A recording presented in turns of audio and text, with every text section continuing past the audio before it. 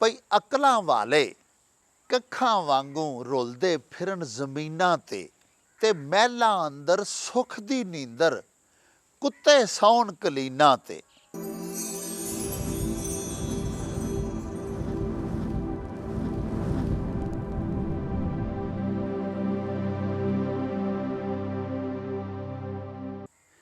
ਪਿਆਰੇ ਵੇਖਣ ਵਾਲਿਓ, ਇੱਕ ਬੜਾ ਮਜ਼ੇਦਾਰ ਵਾਕਿਆ ਤੁਹਾਡੀ ਨਜ਼ਰ ਕਰਨਾ।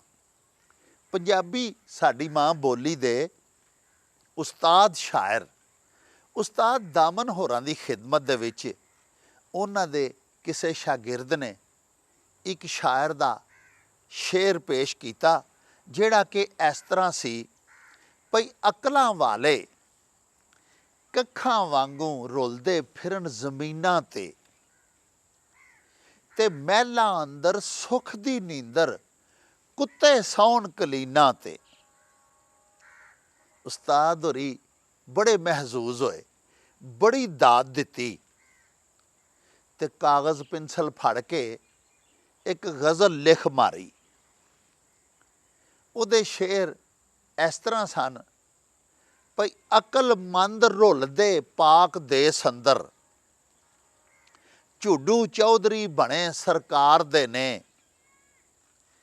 ਪੇਟ ਵਾਸਤੇ ਬਾਂਦਰਾਂ ਪਾਈ ਟੋਪੀ, ਹੱਥ ਜੋੜ ਸਲਾਮ ਗੁਜ਼ਾਰਦੇ ਨੇ, ਪੇਟ ਵਾਸਤੇ ਹੂਰ ਤੇ ਪਰੀਜ਼ਾਦੇ ਭੂਤਾਂ ਨਾਲ ਹਯਾਤੀ ਗੁਜ਼ਾਰਦੇ ਨੇ, ਚੀਰ ਫਾੜ ਕੇ ਬੰਦੇ ਨੂੰ ਖਾਣ ਵਾਲੇ ਰਿਛ ਨੱਚ ਦੇ ਵਿੱਚ ਬਾਜ਼ਾਰ ਦੇ ਨੇ, ਤੇ ਪੰਛੀ ਟੁਰੇ ਨੇ ਜੰਗਲੋਂ ਸ਼ਹਿਰ ਵੱਲੇ, ਤੇ ਚਿੜੀ ਮਾਰ ਪੈ ਚੋਗ ਖਿਲਾਰਦੇ ਨੇ, ਤੇ ਦੌਲਤ ਕਿਸੇ ਦੀ ਰਾਤ ਨੂੰ ਜਾਗ ਕੇ ਤੇ ਚੌਕੀਦਾਰ ਪੈ ਹਾਂਗਰੇ ਮਾਰਦੇ ਨੇ, ਤੇ ਭਾਰ ਇੱਟਾਂ ਦਾ ਸਿਰਾਂ ਤੇ ਚਾ ਕੇ ਤੇ ਬੇਘਰੇ ਪਏ ਮਹਿਲ ਉਸਾਰਦੇ ਨੇ।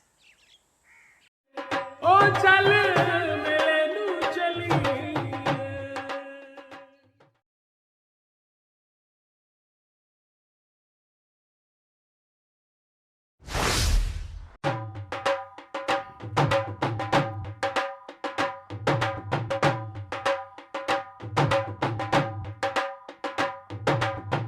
ਰੌਣਕ ਹੋ ਜਾਊ ਛੱਟ ਵੇ, ਚੱਲ ਮੇਲੇ ਨੂੰ ਚਲੀਏ।